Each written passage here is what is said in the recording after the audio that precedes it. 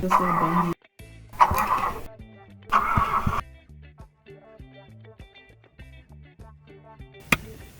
You're going to need a set of booster cables, and the heavier gauge wire, the better. For wire sizes, the smaller the gauge number, the larger the wire. For example, a cheap set of cables might be 6 gauge, where 4 gauge is heavier than 6, and 2 gauge would be even heavier than 4. The length of the cables is also important because you can't always get your cars bumper to bumper. Sometimes you'll have to boost side to side or even front to back. So you want to make sure both your cars are in park and turned off, and then pop your hoods.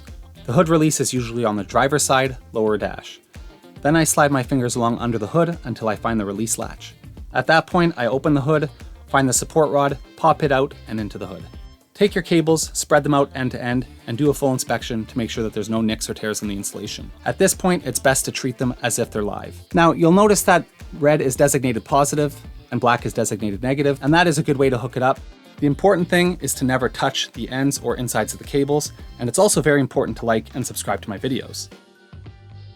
Now we want to find the positive and negative terminal on each battery. They'll be labeled with a plus and a minus, but sometimes old batteries are hard to read because they're covered in dirt. If you're having a hard time finding it, sometimes the positive terminal will have a cover over it, and that'll give you an indication. Another way to find a terminal is that the negative terminal will be connected to the frame of a car with a heavy gauge wire. Sometimes you can look at the terminal and trace the wire directly to a bolt into the frame. This you'll know is the negative terminal of the battery.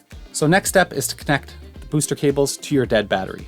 I connect negative and then positive. Make sure you get a good secure connection, give the cables a little wiggle, and they shouldn't pop off the terminals. Now you can grab the other end of the cables and connect them to the donor car. I do this in the same way, negative and then positive. Again, nice secure connection on the terminals, you don't want them popping off. Now you want to start up the donor car and let it run for a few minutes. At this point you could hop into the dead car and start it up. It should fire right up, otherwise you've got other problems. Now you can disconnect your cables in the opposite way that you connected them.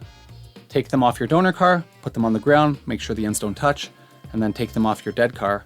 Release your hoods, put them down, wrap your cables up, and store them. You want to keep your dead car running at this point because the battery will still need to be charged. So it's best to take her out for a rip.